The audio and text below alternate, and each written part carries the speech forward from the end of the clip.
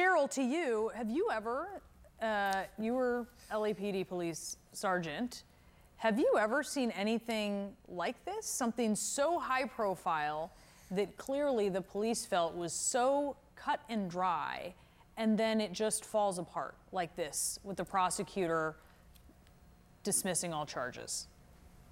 Well, I've not seen anything quite like this. This is extraordinary for sure. But listen, the prosecutors, they have the final say. And, you know, prosecutors want to win. And there's a lot of stuff that's going on behind the scenes that we don't know. But, you know, at the end of the day, now Jussie was going to have this cloud hanging over him because people in a certain segment of society is going to always wonder, well, why would you want it sealed? And I agree with the superintendent over there that, you know, you would want folks to know this. Bring it out in the open and let's clear the air if, in fact, nothing was done. Who forfeits $10,000?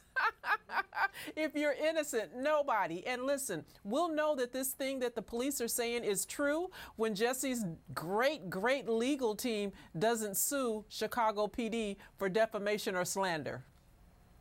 That is a very good point, and actually something that I was talking to with Laura about as we watched this all go down, that it was a fine line that the mayor would have to walk. So Laura, you heard Mayor Emanuel there, and he was calling out Smollett directly. He asked, how dare he stand up and maintain his innocence? Let's listen to those earlier remarks by Smollett. I've been truthful and consistent on every single level since day one. I would not be my mother's son if I was capable of one drop of what I've been accused of. This has been an incredibly difficult time, honestly one of the worst of my entire life. But I am a man of faith, and I'm a man that has knowledge of my history, and I would not bring my family, our lives, or the movement through a fire like this. I just wouldn't.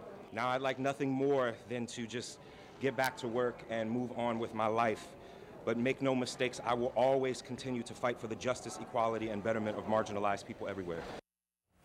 To be clear, Laura, he never really explained everything that came out afterwards, the text messages between him and these brothers, that he knew these brothers.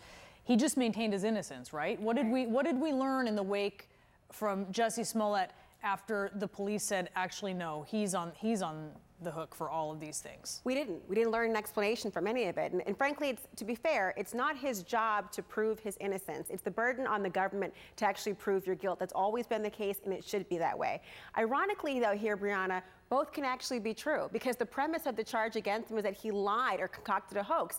He can maintain and say, I was struck by two people who attacked me on the street, who said this name calling, who made racial and homophobic slurs, who attacked me and put a rope around my neck. He can say that's actually true if he, in fact, orchestrated the attack. Because that's semantics. That's what he's essentially holding his head on here. So both could actually be true. Now, I have to be fair. The prosecutor here has said that these charges should be dropped. But he's saying he didn't do the things he stands accused of. He said that I would not be my mother's son if I even did a sliver of what I'm accused of, or and he's right. He's saying it didn't happen, but he's never fully given a full accounting of why these two brothers had receipts, were doing a plan of the attack, why it was delayed to accommodate his flight. I remember the prosecutor laying out at that press conference all the information in conjunction with the superintendent. It hasn't been explained, and because it's sealed, it never will. So I think the benefit of the doubt really shifts.